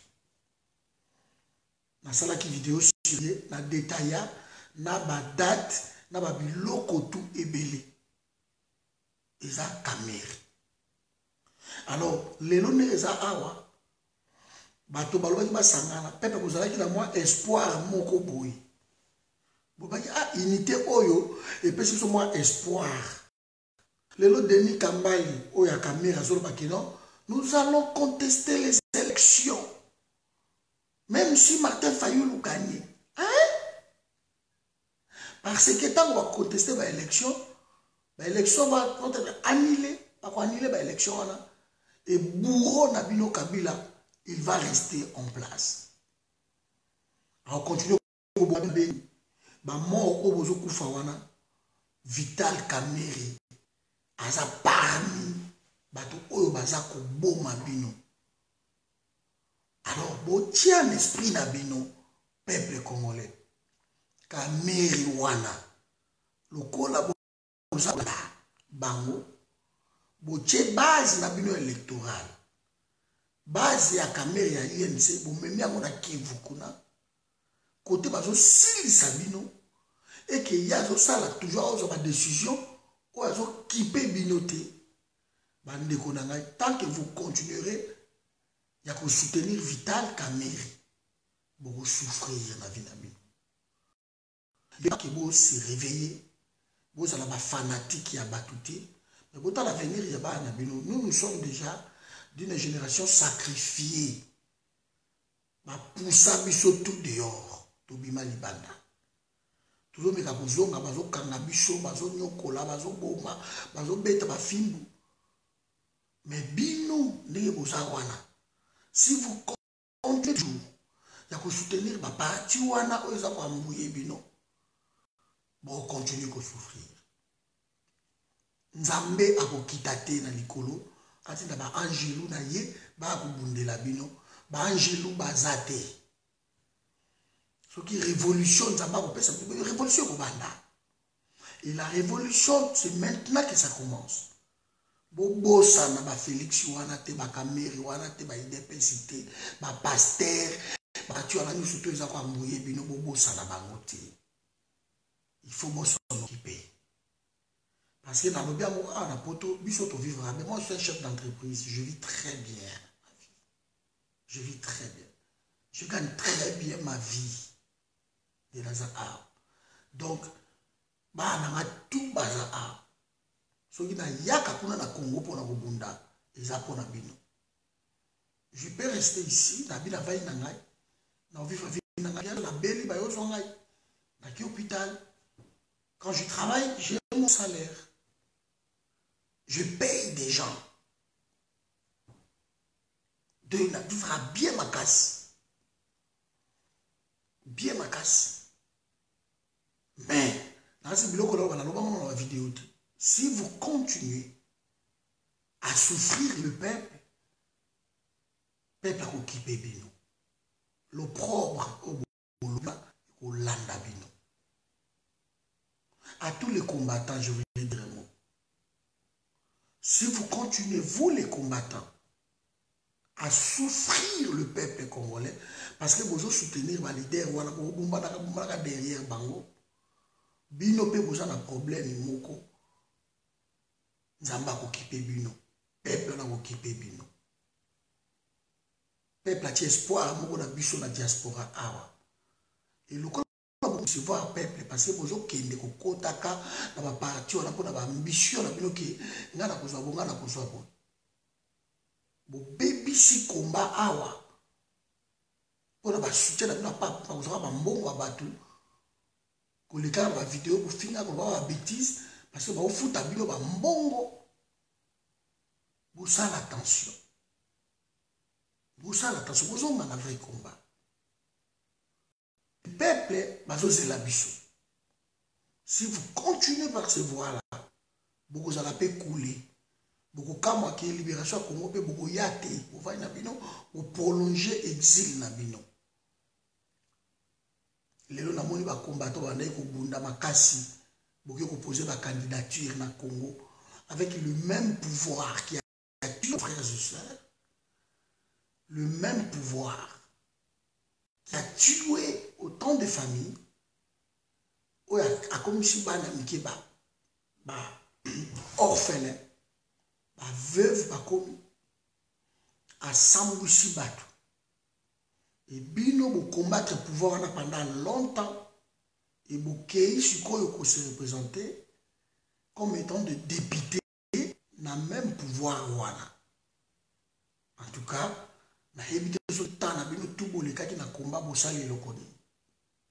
je voulais dire aussi un mot à Martin Fayulu. Si je défends aujourd'hui Martin Fayulu, ce n'est pas par rapport à l'élection. Tout est clair. Bichot dans le forum, nous ne soutenons pas les élections avec l'occupation. Nous savons que le pouvoir est à Kabila et au Kenya élection. Il faut lui imposer le mal d'une autre nature. Donc la force par la force. Alors, Martin Fayulu doit soutenir parce que je sais que c'est quelqu'un de bien, quelqu'un de la conviction, mais il faut soutenir le schéma nabino ya ba élection T. Ba élection wana etali bisoti. Donc, bobo mana, Kamere aleka, Martin Fayulu aleka, Chadari aleka, ce n'est pas notre problème. Faites ce que vous voulez. Parce que biso toza to battre campagne. Je prends le cas juste à forum. Donc, on battre campagne T pour un candidat quelconque dans l'élection. Je ne dis pas dans l'élection. Parce que nous croyons fermement que le pouvoir est au Kende. Et l'élection a bien écoya. Tant que l'élection a bien écoya là, sauf que notre battre campagne pour un parti, pour quelque chose, on le fera librement. Mais dans l'élection, même Martin, il faut battre campagne T. Parce que nous ne croyons pas dans l'élection. Car cela ne tient. Les lots doivent soutenir l'homme Fayoulou. Tout ça, on va pas trahison, on va trahir Fayoulou. On va trahir. Fayoulou, déjà, dans Vital Bayoka, ce n'est pas une surprise. Parce que Fayoulou a déclaré tout ce qui est Vital Azana Koyate. Ce n'est pas une surprise. Donc, Félix Ndem a surprise pour la Fayoulou parce qu'elle a Moutounaïe. Parce que tout le temps, dans le congrès, dans la démarche, dans le voyage, dans l'idée, dans l'élaboration, ils sont tout le temps. Fayoulou a vu, mais dans le Congo, il y a Félix Tshisekedi, mais il y a Vitalité.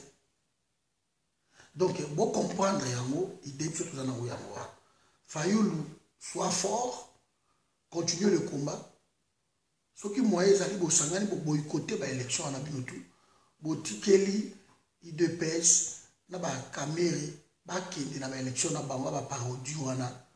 Et beaucoup mona ye ba comme ça bino beaucoup bima vainqueur sikoyo. Et dans ces cas-là to vanda tout qui moyen to bongisa qu'est-ce qui se passe na Congo lobi.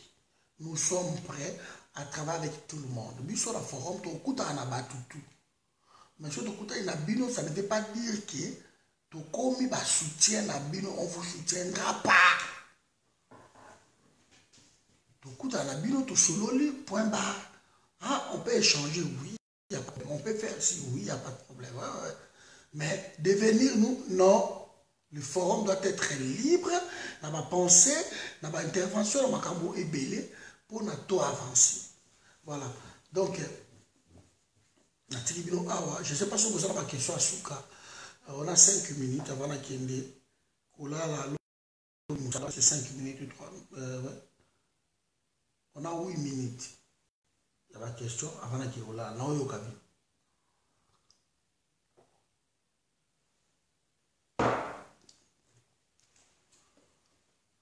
voilà, dans le cabinet, donc.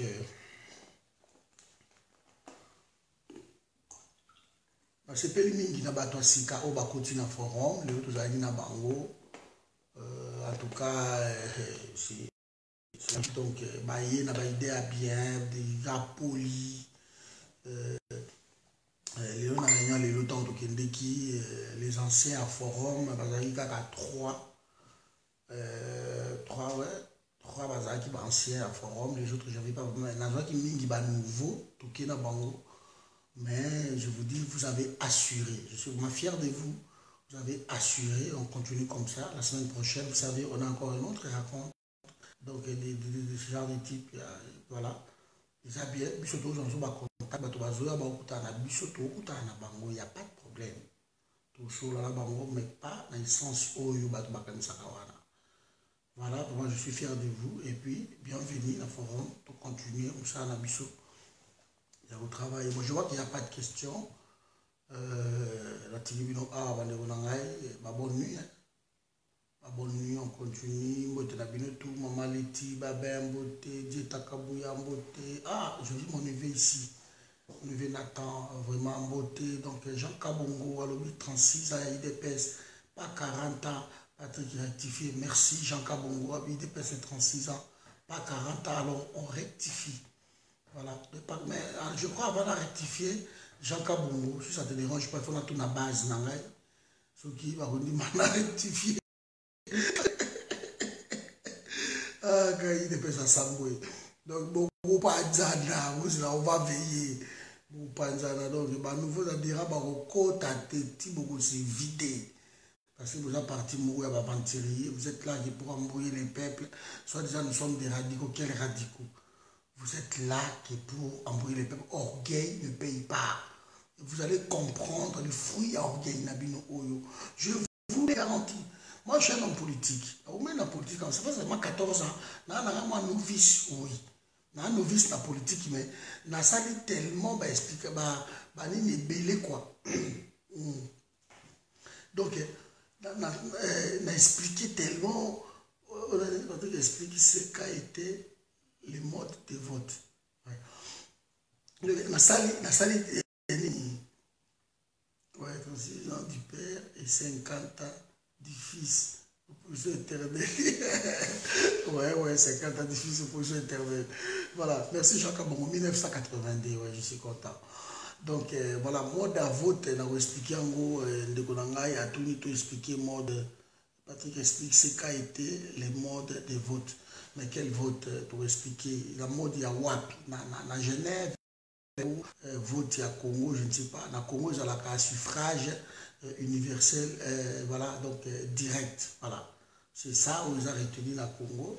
Et puis Kabila a comme ça un suffrage universel indirect. Donc les députés vont voter.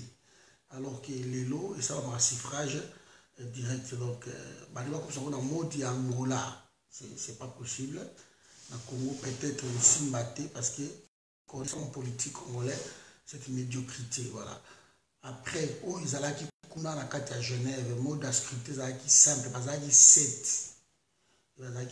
Il fallait dégager un candidat, un nom. Et parmi bango kuna na kati nde ba votaki. Ouais, na autant la lien après ceux qui n'assistent parce que là maintenant je peux pas j'en vais de l'effort. Merci. Donc voilà, mode d'ascripté, ils allaient qui kuna na kati. C'est ça le mode de scrutin. Après, Félix Tshisekedi a mis la voix moko yé moko mi votaki. Voilà, c'est tout. Hein. Et tout le reste, c'était Martin Fayulu qui a été publicité. Hein. Les gens disent que au Congo, il n'y a pas que au Congo, Moulou Bazalaki, Mutabandu Bazalaki, voilà, Moussouaïli, Moïse Katumbi, Azalaki, voilà, Soaza Moussouaïli, oui, voilà, il était là. Et voilà, Bungala, Jean-Pierre Kiwana, Mutabandu, je crois, c'est Mouzito était là, Mutagungu. Et puis il y avait, voilà, Bakongo, voilà. Alors parmi Bango, tout la région, Moulou, Baba, Zalaki, Félix, Moutakasai, et parmi Bango, Kuna, Nakati, Bikolo, tout ça, presque voilà. Kamere, Zalaki, il y a pas de barrière, il y a Est, Kuna, Botuchi, Moussouaïli, tout Tchaï dans Moussouaïli. Donc, Bazalaki, Moussouaïli, Katanga, Moïse, il y a donc Bazalaki presque Babotukuna Mungala Zalaki ma province tout sauf province orientale jusque là ils ont la leaderité. Voilà, c'est pas le dit pour jouer les malins, mais seulement comme j'avais dit, ce qu'on a besoin, il y a l'effort. Peut-être les gens ne comprennent pas. Je savais il y a 2 semaines que c'était Martin Fayulu où j'avais publié ici. Je savais qu'ils allaient Martin Fayulu.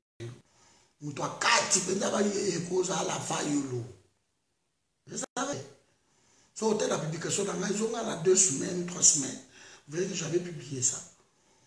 Vous voyez que non, on vient de me dire que c'est Martin Fayulu qui sera le candidat commun de l'opposition. J'ai publié dans ma page. Il a dit des pèses, vous voyez?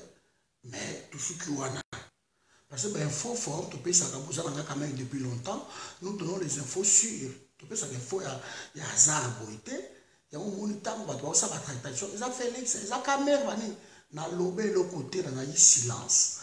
Parce qu'il fallait attendre un vrai résultat. Et tout, c'est la communiqué finale.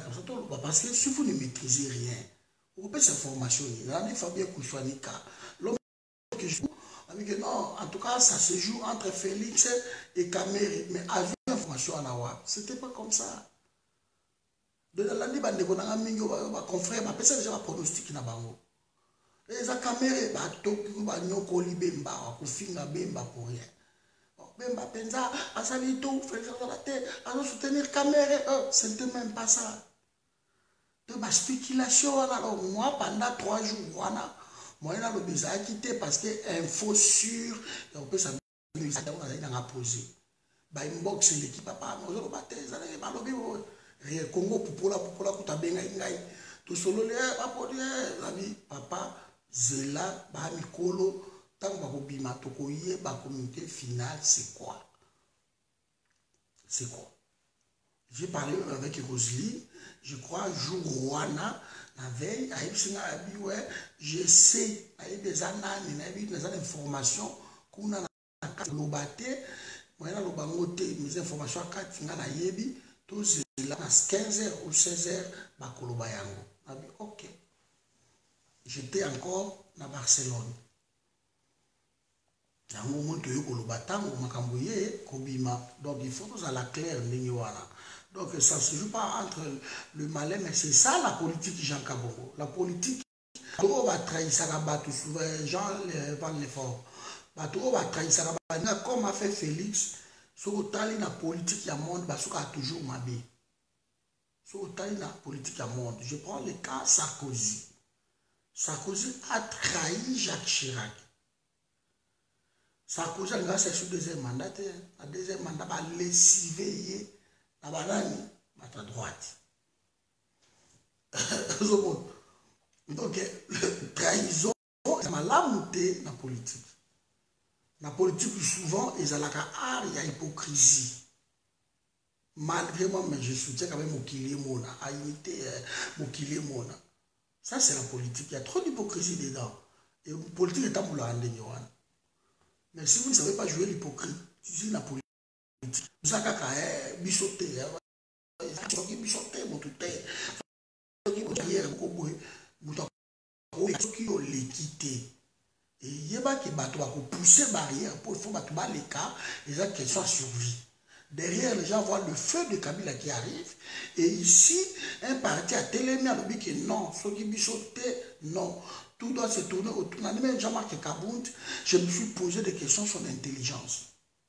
Dans la Billy Kamba, je me pose des questions. Peut-être que les la poto, tout ça, moi avancé dans la politique. Pour les Kabango. Et pourtant, on n'a pas fait ENAS, on n'a pas fait ça. La recherche, on va apprendre, parce que ce n'est pas possible que dans cette unité, ça devait être autour de Félix. Ah! Mais quand on dit l'unité, c'est quoi?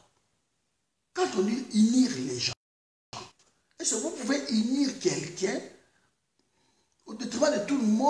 L'avantage d'une seule personne. Voilà, c'est Félix ou rien dans cette unité. C'est quelle manière de voir les choses? C'est quelle manière? L'unité, ça, la divergence d'opinion. L'unité s'impose pour libérer le Congo. Mais quand vous dites que cette unité devait se faire autour d'une personne, alors là, nous sommes face à un problème. De Félix Akindé, vous avez tenté, Internet, malheureusement, les nets, tout le monde ne le suit pas. Malheureusement. Donc, nous sommes désolés. Voilà. Si vous voulez comprendre, Félix s'est enterré politiquement pour comprendre quel jour on parlera de vous. Tous les temps que Félix. Mais c'est normal, Jacques Van Basten. Mais quelle question idiote, si je peux me permettre. Moi, je ne suis pas grand comme vous, Gauthier Félix. C'est normal, Félix, il est grand, il faut qu'on parle de lui. C'est normal qu'on parle de Bemba. Yo somona mutu azali kolo et ce somona patron moko boye. Azolo bela employé autant employé na employé quand batonga patron.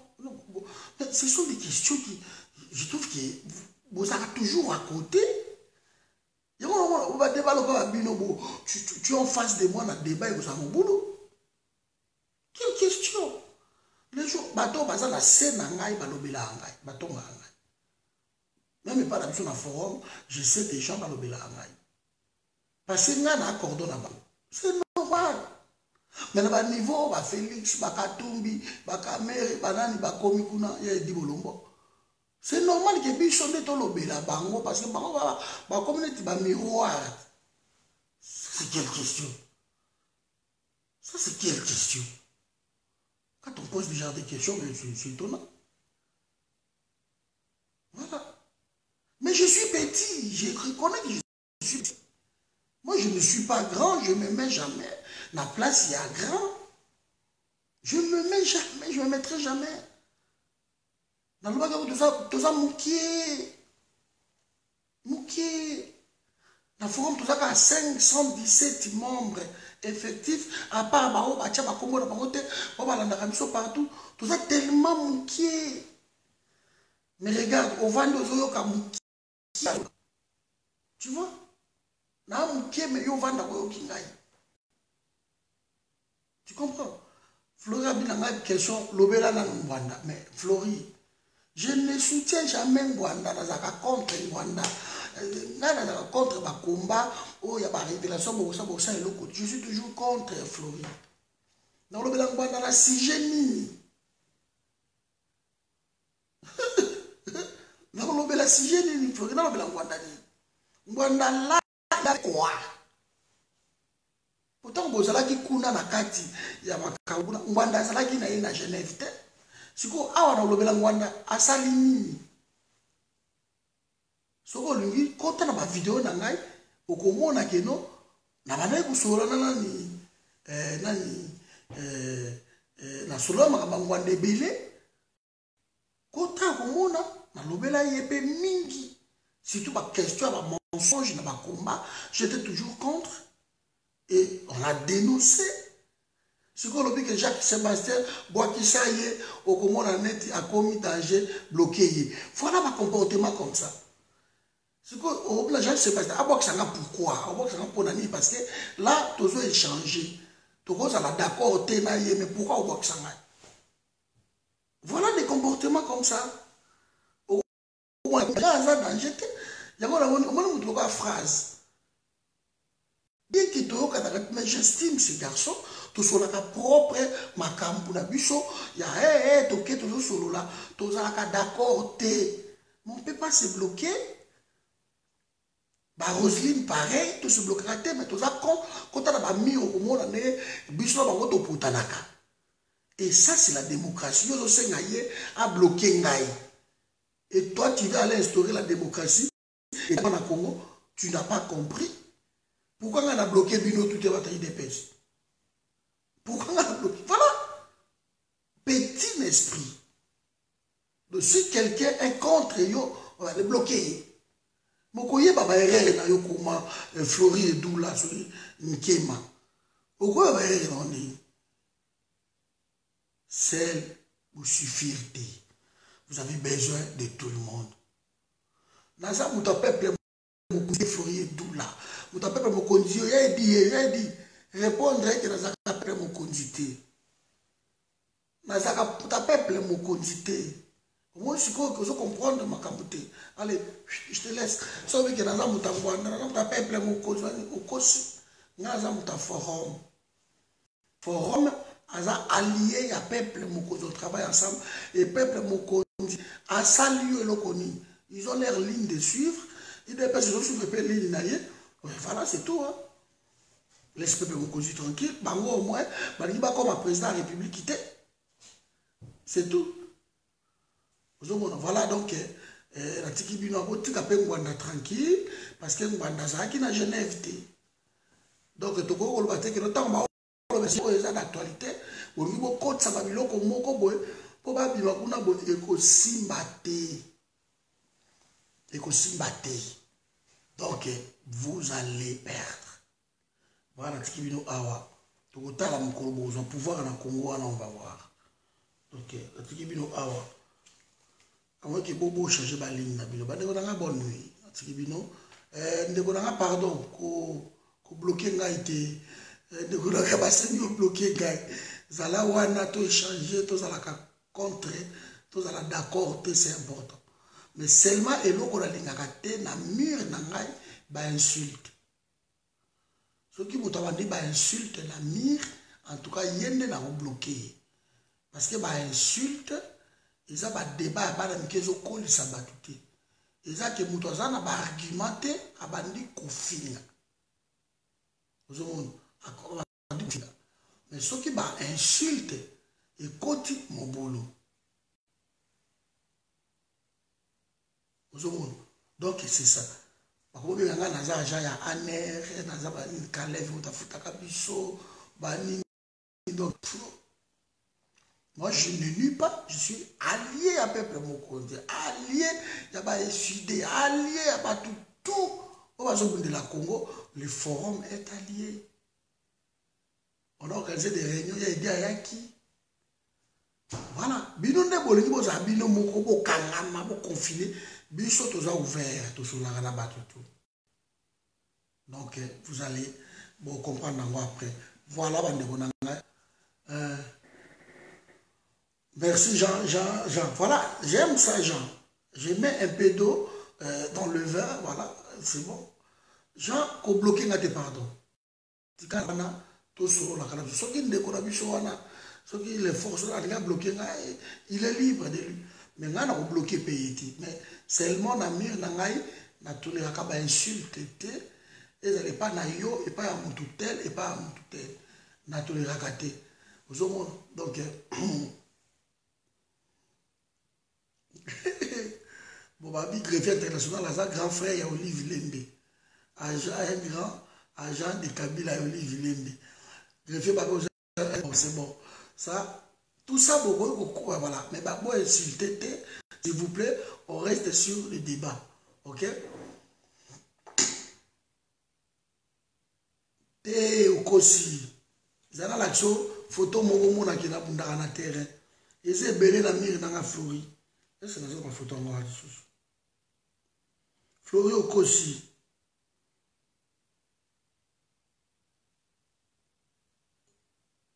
topimo kanisi que non ko bunda na terrain bosko ko bunda na terrain bana bambula to bunda na terrain bo changer ni Flori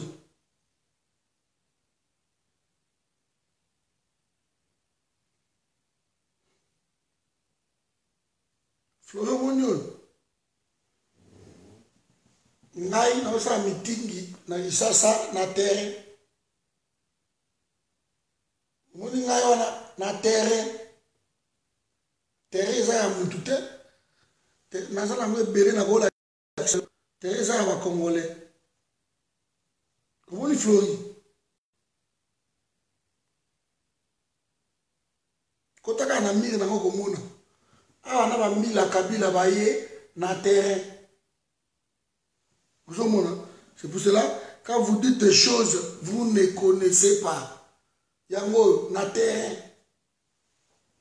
Vous comprenez, Flori? Donc voilà, na tikibino awa. Donc on est ensemble. Nous continuons le travail. Flori, nous avons la réunion. Na terre. Avant meeting. Alors vous connaissez personne. C'est ça. Faites que parler. On a terrain, na Fabrice. Il est encore au Congo jusque-là. Et il a accepté de diriger notre mouvement. À chacun son opinion. Merci.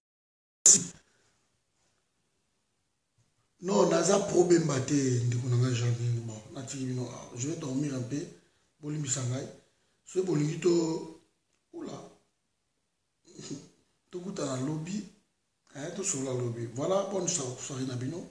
Na outi réunion moko lelo kitoko vraiment na sepeli tokutani na bato et puis voilà et ça tokutana encore na ba personnalité mususu et puis nous continuons le travail mais voilà il dépêche bino moko bo enterrer président Nabino après bo akolela la bisote donc base ya enterrer Félix si mais bon comprendre makambo un homme politique je veux le dire politique bakuba ya politique ezalaka dangereux na niveau ya la terre.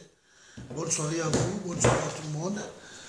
Merci. Donc à bientôt Nathan, bonne soirée à toi. Nathan, écris-moi ton nom Koto Zawana complète na inbox. Hein? Comme là on surtout. Vous en avez bien. Na inbox, OK? Donc voilà.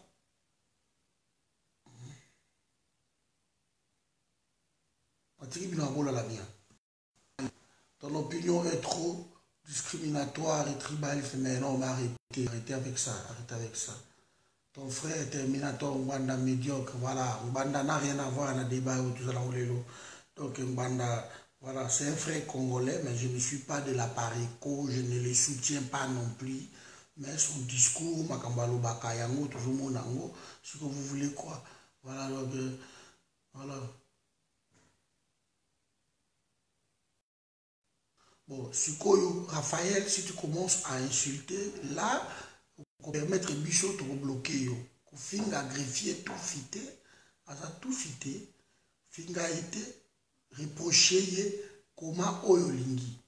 Mais si tu insultes quelqu'un, alors dans le monde qui débat n'est commis trop bas, tu retires ça tout de suite, parce que si on retire, il y a à partir de lobby, si on monte à la mire, ne te pose pas de questions.